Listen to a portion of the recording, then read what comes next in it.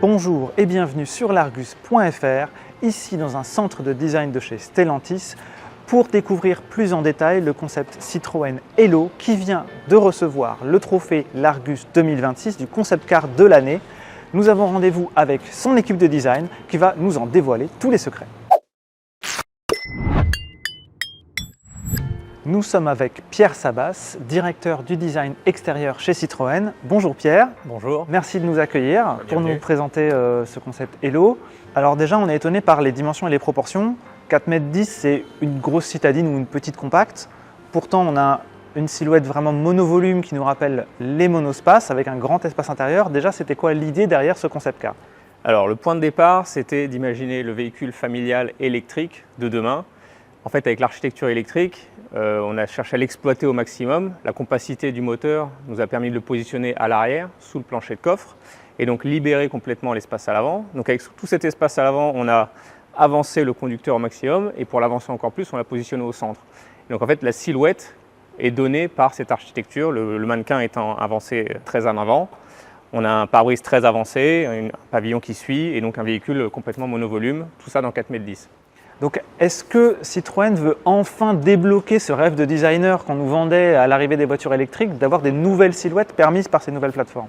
C'est un peu l'idée, effectivement. Citroën, on se doit d'explorer des nouvelles solutions de mobilité, d'aller challenger les architectures. Et effectivement, aujourd'hui, les véhicules électriques sont dessinés comme des véhicules thermiques. Et nous, ce qu'on propose, c'est de débloquer les possibilités offertes par la technologie. Est-ce que ce serait possible avec un moteur à l'avant ou est-ce que l'idée c'est de voir ce qui serait possible en gardant un moteur arrière sur un modèle de série, sachant qu'actuellement aucune plateforme du groupe Stellantis ne propose un moteur principal à l'arrière? Alors nous, quand on travaille sur un concept, d'ailleurs on appelle ça un laboratoire d'idées, dans le sens où on va proposer des solutions pour l'avenir. On choisit un combat pour le pousser au maximum, c'est le but de l'exercice. Si on fait des compromis, on devient un véhicule de série. En positionnant le moteur à l'arrière, donc ça nous a permis cette architecture. Maintenant, s'il fallait revenir en arrière avec un moteur à l'avant, bien sûr, les proportions, l'espace à bord seraient différents et compromis. Nous, le but à travers cet exercice, c'était vraiment d'aller au maximum de l'exercice et pousser l'entreprise à explorer de nouvelles pistes, aller plus loin dans l'électrification. Qu'est-ce qui pourrait se retrouver sur une voiture de série, des éléments de design extérieur de ce concept? Déjà, le point de départ, parmi les ingrédients ADN Citroën, historique même, c'est que la silhouette du véhicule raconte déjà quelque chose. Donc on a cette silhouette monovolume. La chute de pavillon est également définie par la position des passagers arrière. Donc, une fois passé la tête des passagers arrière, on optimise l'aérodynamisme du véhicule. Bien sûr, on retrouve les light wings qui permettent d'élargir visuellement l'arrière du véhicule. Et donc, ce qu'on peut retrouver en série, c'est retravailler ce principe de light wings. On va retrouver également le travail autour des matériaux, rechercher dans l'allègement, parce qu'on retrouve ce matériau polypropylène expansé sur les ailes, sur les boucliers, c'est quelque chose qu'on explore pour la série. Également en termes de langage formel, donc avoir cette silhouette qui exprime ce qui se passe à l'intérieur du véhicule, des formes très simples, lisibles, qui rassurent. On va également retrouver des larges surfaces vitrées, c'est pour optimiser encore cette impression d'espace à bord. Donc ce sont vraiment tous ces ingrédients qu'on pousse pour les véhicules de série de demain. Donc, est-ce qu'on peut envisager le retour d'un monospace? Est-ce que c'est quelque chose qui se discute actuellement chez Citroën? C'est quelque chose qui se discute. On voit qu'il y a un regain d'intérêt vers des véhicules plus faciles à vivre, justement grâce à l'électrification, casser un peu les codes. Et nous, ce qu'on souhaitait proposer à travers Hello, c'était donc un véhicule qui s'hybride, enfin en quelque sorte, entre le monde du monospace, mais également reprendre des ingrédients d'attractivité du SUV, avec des roues suffisamment généreuses, des épaules un peu marquées, pour rassurer, redonner ce côté robuste qu'on ne retrouvait pas forcément sur les monospaces de l'époque. Donc un gabarit de petite compacte, une silhouette de monospace, mais aussi un coffre qui s'ouvre façon utilitaire avec deux battants asymétriques. Et on découvre un matelas à l'intérieur, donc une inspiration des vannes aménagées qui ont tellement de succès. Comment tous ces éléments combinés ici sur un concept car pourraient se retrouver dans la gamme Citroën? On n'est pas sur un véhicule très ciblé comme un camping-car ou comme un utilitaire. On a pioché des ingrédients de ces différents univers pour en faire en quelque sorte le véhicule familial idéal.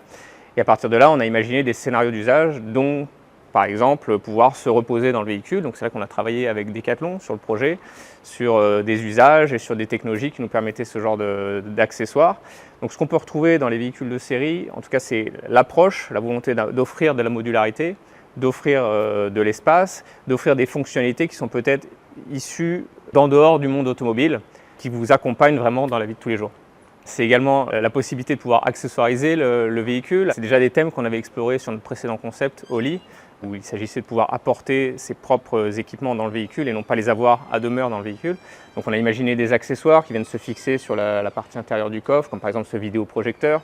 C'est également les fonctionnalités sur la partie avant avec des rangements, vraiment une approche très simple, très design produit, et c'est vraiment le genre de choses qu'on souhaite pousser à l'avenir. Les portes, elles ont une ouverture un peu particulière que vous appelez pantographe, je crois. Est-ce que c'est la prochaine évolution de la porte coulissante, peut-être, d'avoir une porte avant qui s'ouvre de la même manière? Encore une fois, on est sur un concept car, donc on pousse au maximum la réflexion. Ce qu'on pourrait imaginer en véhicule de série, c'est peut-être une porte qui s'ouvre de cette manière sur l'arrière et peut-être une porte plus traditionnelle à l'avant. Encore une fois, c'était pouvoir offrir un maximum de visibilité sur l'intérieur, et puis ça permet également aux designers et aux concepteurs chez nous qui travaillent sur le projet d'explorer de nouvelles pistes. Alors à l'avant, on retrouve la signature lumineuse en 3 parties qui avait été inaugurée par le concept Oli en 2022, qu'on a retrouvé depuis sur C3, C3 Aircross, dans une interprétation un petit peu plus éclatée, mais surtout ce que je remarque, c'est le logo avant rétro-éclairé, qu'on n'a pas sur des Citroën de série pour l'instant. Donc est-ce que ça veut dire que ça arrive? Donc on retrouve effectivement la signature lumineuse, retravaillée un peu différemment dans les proportions pour montrer qu'on peut jouer avec nos 3 éléments de lumière. Ici le lingot, comme on l'appelle, est un peu plus gros, plus hypertrophié, donne ce regard. Et puis effectivement, donc on a ce logo à l'avant, là aussi hypertrophié, qui vraiment fait la face avant du véhicule, lui donne ce côté aussi assez sympathique. Sur le concept, on l'a voulu éclairer, d'ailleurs il indique le niveau de charge du véhicule. À ce stade, c'est surtout une manière de communiquer sur la vie autour du véhicule, pouvoir informer l'utilisateur de la charge, et c'est quelque chose qu'on garde en tête. Ça fait partie des idées autour de Hello. Et ce bouclier-là, qui est donc, si je ne m'abuse, en polypropylène expansé, vous disiez, parlant des rangements tout à l'heure sur les ailes arrière, que c'est un matériau que vous étudiez pour la série. Est-ce que c'est envisageable aussi au niveau des boucliers, ou sur quel genre de pièces est-ce que c'est envisageable? Alors en fait, là où c'est intéressant, c'est que c'est un matériau qui existe déjà dans l'automobile, qu'on utilise, mais caché derrière les boucliers. C'est ce qui est utilisé en zone d'absorption de choc. Nous, chez Citroën, on souhaite réduire le nombre de pièces, simplifier la conception, et puis jouer sur des solutions un peu inattendues. On a décidé de le rendre complètement visible. C'est un matériau qui s'accommode parfaitement des petits aléas de la vie de tous les jours, des petits accros. Donc on l'a conçu facilement interchangeable grâce à ses poignées. Il est identique à l'avant et à l'arrière, c'est aussi un thème qu'on aime reprendre chez Citroën. Et donc voilà, on joue sur ce matériau très brut d'aspect, qu'en contraste avec la carrosserie, on ose, c'est vrai que c'est assez inhabituel. Et en plus de ça, donc c'est à la fois rigide et c'est très léger. Et pourquoi pas, comme sur ce concept, le rendre complètement visible et non pas caché derrière une peau plastique qui rajoute du poids. À travers ce véhicule, on a des solutions qu'on pourrait voir d'ici 2-3 ans et des solutions à un peu plus long terme. Nous retrouvons maintenant Julien Formentin, designer intérieur du concept Hello.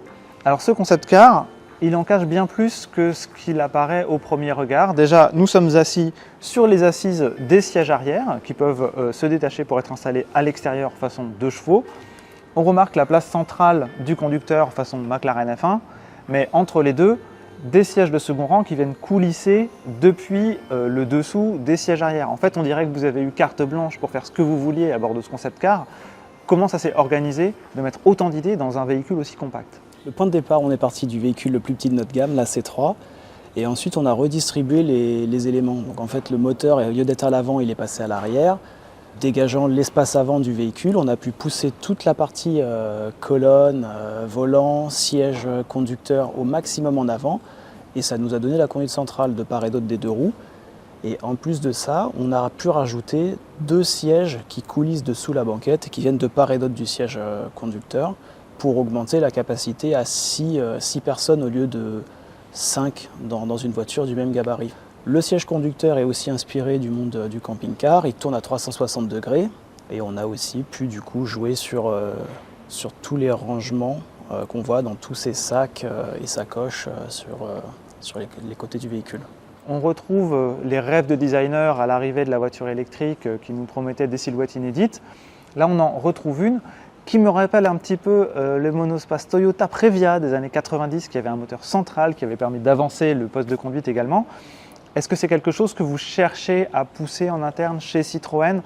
Alors nous, aujourd'hui, on a eu la carte blanche sur ce laboratoire d'idées, comme on aime l'appeler.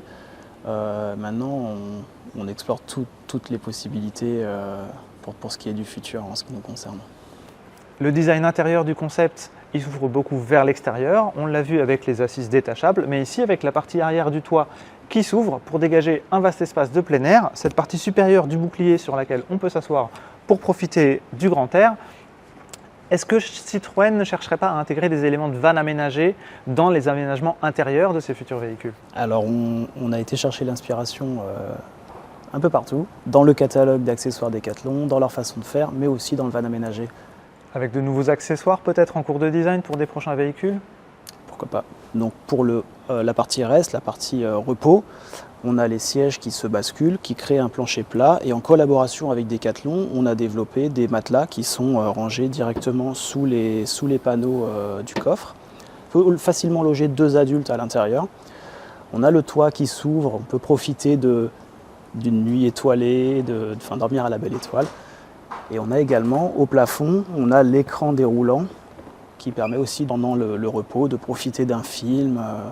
Rest, play, work, c'est le repos, le jeu, le travail. Alors la partie travail, elle prend quelle forme à bord de ce véhicule? Alors la partie travail, on s'est servi aussi du siège qui pivote à 360 pour pouvoir se retourner dans le véhicule, profiter de ce grand espace, travailler une dernière réunion en bord de mer ou en forêt, en pleine nature. Et on a également des petits accessoires qui favorisent la partie work. Hop. En collaboration avec Decathlon, on a utilisé les petits... c'est inspiré des pagaies des paddles de Decathlon. Et on met la tablette qui permet de poser l'ordinateur directement au-dessus des genoux. Alors en passant, je remarque sur votre siège conducteur des bouées rouges qui me font penser aux butées de suspension oléopneumatique de l'époque. C'est quoi? Alors c'est exactement ça, c'est cette inspiration-là. Et aussi pour la petite histoire, on a capitalisé sur ce qui a été fait dans le concept car d'à côté au lit, où nous on a réutilisé directement l'armature du siège. Dans la partie work, on a également ces petits plateaux qui pivotent, dans lesquels on peut amener un téléphone. On a aussi un porte-gobelet et on peut déposer d'autres accessoires, des clés, des pièces, un vide-poche, quoi. On a également dans ces petites pochettes pensé à une prise 12 volts pour brancher son ordinateur et des connectiques USB pour recharger un téléphone, un casque audio.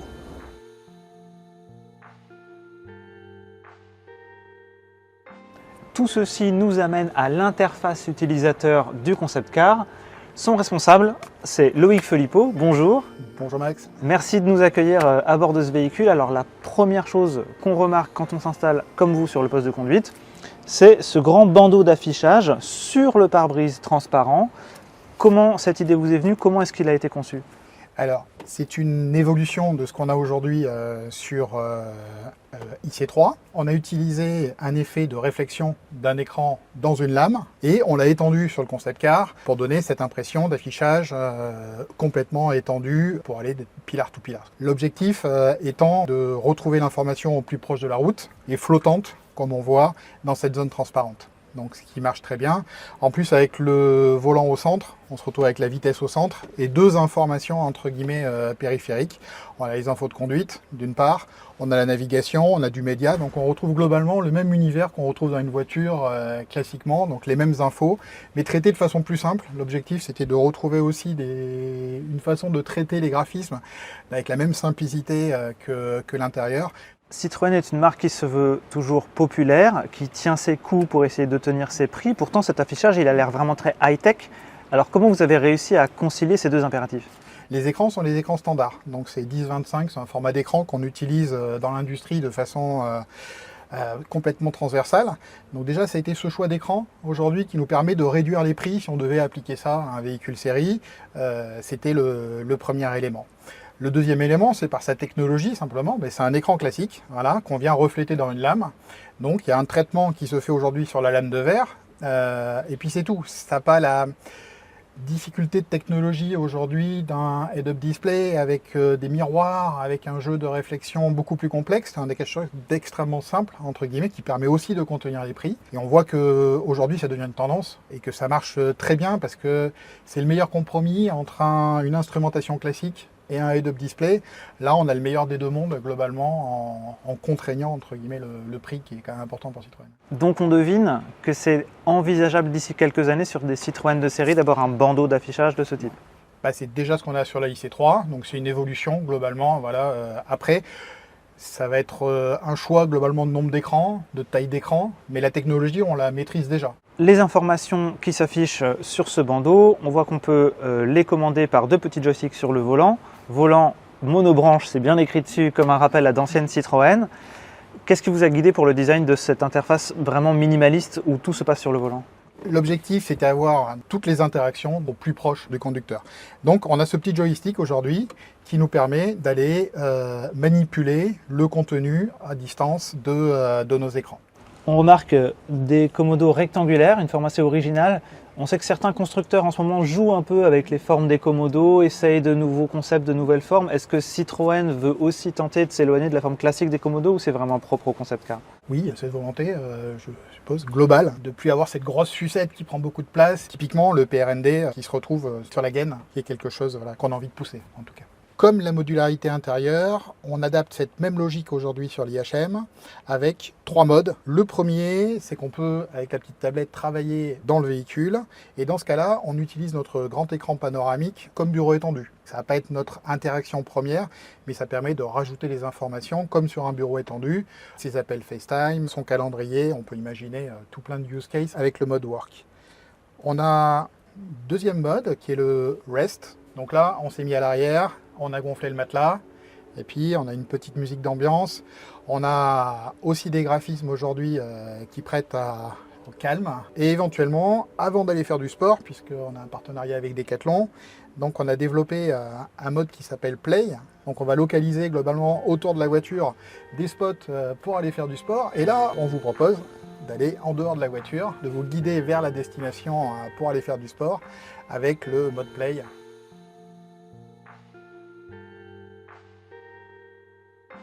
Cette interface, elle prend place dans un habitacle conçu et fini de manière très particulière. Madeleine Ternisien, bonjour.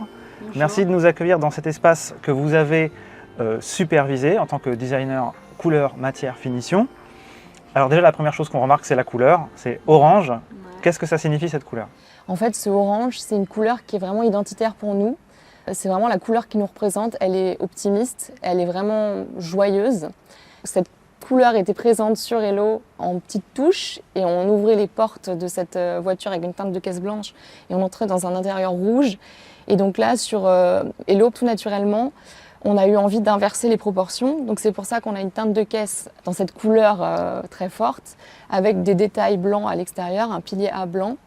Et on ouvre à l'intérieur, on a encore une fois un monochrome, on est baigné dans ce orange qui est un peu plus clair que le rouge de Oli.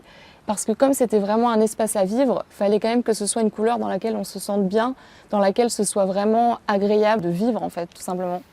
Alors pour ce qui est des matériaux à l'intérieur, notamment des tissus, on remarque sur les sièges un tissu qui fait assez technique, assez sportif.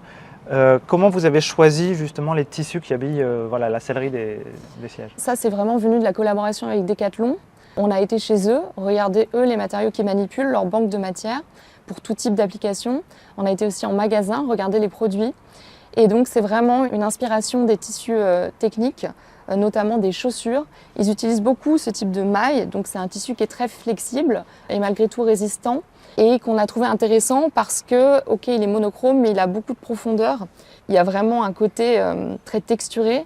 Alors, c'est pas un textile de basket directement, c'est un textile qui a été contre-typé pour être très résistant, pour tenir un cahier des charges automobile.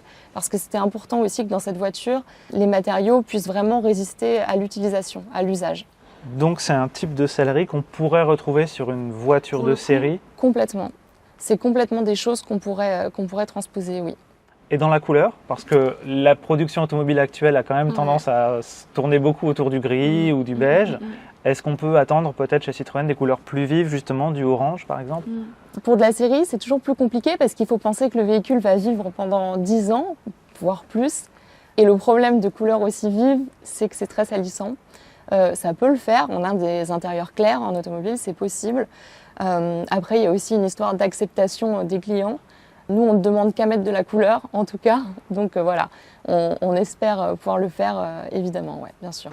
On remarque beaucoup de rangements garnis d'une sorte de feutre avec des petits points de couleur. Qu'est-ce que c'est que cette matière? Pourquoi est-ce qu'elle a cette apparence? Alors ça, je suis contente que vous me posiez la question parce que c'est un matériau que moi j'aime beaucoup à titre personnel. Alors l'idée ici, c'était d'avoir quelque chose de très cosy sur ces pièces-là. C'est des pièces qui sont très visibles dans l'intérieur de la voiture, donc c'est du feutre. On a choisi ce matériau parce que c'est un matériau qui est utilisé dans l'ameublement. C'est un matériau qui est très doux au toucher, qui est vraiment chaleureux visuellement, joyeux aussi. Et l'histoire qu'on raconte avec ce feutre-là en particulier est vraiment intéressante. En fait, donc vous voyez, il y a plein de couleurs mélangées parce qu'en fait, il a été constitué avec des chutes de tissus utilisés sur nos précédentes maquettes design et aussi nos précédents concepts. Donc les petites fibres rouges, en fait, c'est du tissu qui nous restait du concept Holy. Donc l'idée, c'était d'avoir un peu de Holy dans Hello. Il s'agit de polyester, c'est le matériau qu'on utilise habituellement pour nos sièges. Ce qui est très intéressant, c'est que ce matériau, on peut ensuite venir le thermoformer et ça nous permet directement de passer de ce matériau souple, à quelque chose de rigide. Et donc c'est comme ça qu'on peut imaginer produire des formes en 3D de ce type. Ce qui est très intéressant, c'est que donc on a un matériau recyclé, mais qui est également recyclable parce qu'on est 100% polyester. Ce que j'entends, c'est qu'on a aussi une seule matière qui permet de faire du tissu ou du solide, donc de réduire les coûts. Ça peut se retrouver sur des modèles de série? En série, évidemment, il y aurait une adaptation. On injecte derrière une matière qui est compatible avec le polyester, mais oui, c'est des choses complètement envisageables et qu'on espère pouvoir mettre dans nos véhicules, bien sûr. En tout cas, c'est des choses qui nous intéressent et qu'on regarde de très près. Alors je vois cet aspect avec des petits points de diverses couleurs qui ressemblent un peu à du caoutchouc au toucher et qui masquent les assises des sièges arrière de second rang. Ces matériaux-là, qu'est-ce que c'est? Et dans leur cas aussi, pourquoi est-ce qu'ils ont cet aspect un peu granuleux? Alors là, l'inspiration est venue encore une fois de Decathlon. Quand on a été en magasin, on est tombé sur des bonnets de bain qui étaient faits avec le même aspect. C'était assez amusant. En fait, les confettis, ces petites particules, c'est tout simplement des déchets de nos poubelles jaunes qui sont recyclés. Et donc quand on zoome vraiment dessus sur la matière, on se rend compte que du coup on a toutes les couleurs de l'arc-en-ciel. On a du bleu, du vert, du rouge, du jaune. Et c'est intéressant parce que ça donne beaucoup de profondeur en fait au matériau. Et puis une seconde lecture qu'on ne perçoit pas de prime abord. Ici, encore une fois, il a été retravaillé le matériau pour être très résistant. Là, on parle d'un sol, d'une voiture dans laquelle beaucoup de personnes vont monter. Fallait également que ce soit nettoyable facilement avec un coup d'éponge. Donc encore une fois, ça a été retravaillé. On est sur un matériau qui est quand même très épais, très solide, et c'était vraiment l'intention. Je vois que vous avez aussi apporté une plaque de polypropylène expansé, c'est le matériau qu'on a vu sur les pare-chocs. Oui, exactement. Alors est-ce que vous pouvez nous raconter comment ça peut se transcrire, notamment dans l'intérieur du véhicule? L'avantage de ce matériau, je sais que Pierre en a déjà un peu parlé, en fait il a une structure alvéolaire, c'est des petites billes collées entre elles avec beaucoup d'air, du coup c'est extrêmement léger. C'est léger, mais pour autant, ça reste très solide. C'est un matériau qui a de très bonnes propriétés d'absorption de choc. De toute façon, qu'on a déjà dans nos véhicules, c'est juste qu'il n'est pas visible. Mais il y en a partout. Il y en a dans le coffre. Les rangements de roues de secours sont faits comme ça. Il y en a dans nos sièges, il y en a dans nos bumpers. L'idée, là, c'était de le rendre visible. Il a l'apparence du fameux polystyrène qu'on trouve dans nos colis. En réalité, il est beaucoup plus solide. On peut le voir vraiment... En fait, il est beaucoup plus résilient. Si j'appuie, la déformation ne reste pas. Voilà. Donc, nous, l'idée, c'est vraiment d'essayer de le montrer, ce matériau, pour ce qu'il est, avec cet aspect un peu brut, un peu grain-de-riz soufflé, qu'on trouve vraiment intéressant, justement parce qu'il interpelle, en fait, et qu'il raconte cette histoire. Voilà. Donc, encore une fois, on imagine que derrière ces matériaux qui sont originaux, il y a quand même une logique d'optimisation de la ressource, d'optimisation des coûts. Là, c'est quand même vraiment une histoire de recyclabilité et d'allègement, plus que tout. Avec un matériau comme ça, ce qui est intéressant, c'est qu'en termes de propriétés mécaniques, on est assez bon. Donc, on peut imaginer remplacer des plus grosses pièces et là, avoir un plus gros impact sur l'allègement au total du véhicule. Je parle là on pourrait imaginer gagner jusqu'à 5 kg par véhicule, ce qui est énorme. C'est du polypropylène. Le polypropylène, c'est le matériau qui est le plus utilisé déjà dans la voiture. Donc je pense que voilà, c'est essentiellement là que ça se joue. Vous avez évoqué Decathlon, qui a été un partenaire dans la conception de ce concept car. Je vois notamment des petites lanières et des élastiques qui permettent de fixer des accessoires de sport. Est-ce que vous pouvez m'en dire un petit peu plus là-dessus? Ils ont beaucoup de choses intéressantes et il y a plein de choses qui ont été parfois même détournées un peu de leur fonction. Tous ces éléments-là, les élastiques, les zips, ça vient de chez eux. Les sangles qu'on a dans le coffre aussi, même ces éléments-là. Des éléments réutilisés un peu différemment, mais qui viennent directement du monde du sport et qui permettent aussi de créer vraiment ce lien entre les deux marques.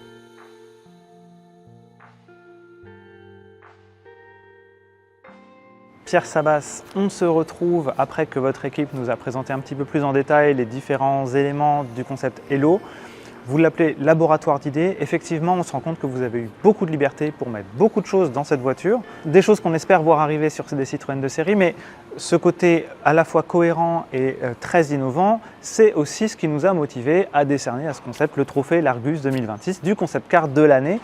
Est-ce que vous pensez que c'est le genre de choses qui peut vous encourager en interne à pousser pour retrouver sur des modèles de série les idées qu'on a dans ce concept car?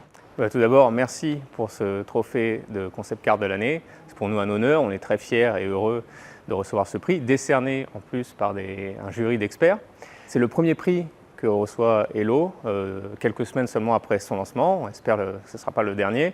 Ça récompense bien sûr tout le travail de l'équipe Citroën en interne, au design, à la conception, à la sellerie, mais également les équipes en externe, puisqu'on a collaboré avec Decathlon et Goodyear. Donc c'est vraiment un travail global qui a été réalisé et aujourd'hui récompensé, je vous en remercie. Et encore une fois, c'est plus qu'un simple exercice de style, c'est vraiment un concentré d'idées, de réflexions pour le véhicule du futur, le véhicule de demain, familial, électrique, très Citroën. Et donc on espère que ce prix va nous aider à convaincre et à avancer. On sait que dans ce gabarit, un modèle familial, on pense notamment à la remplaçante de la C4, qu'on attend quand même d'ici quelques années. Est-ce que c'est elle qui pourrait peut-être être la première à présenter certains éléments de ce concept Hello? Alors on a commencé le travail sur Hello il y a environ 1 an et demi. Certaines idées commencent à se mettre en place. On pourra sûrement retrouver des idées, des innovations d'ici 2-3 ans et puis d'autres peut-être à une échéance plus lointaine. Encore une fois, on est sur un laboratoire d'idées, donc on est sur différentes échéances de lancement pour toutes ces nouvelles idées. Rendez-vous est donc pris à bord des futurs modèles. Merci Pierre. Merci. Pour découvrir quels Citroën du futur intégreront des éléments de ce concept car Hello, mais aussi ne rien manquer du reste de l'actualité automobile, on se retrouve bien sûr sur largus.fr, sur notre chaîne YouTube et sur les réseaux sociaux. À bientôt.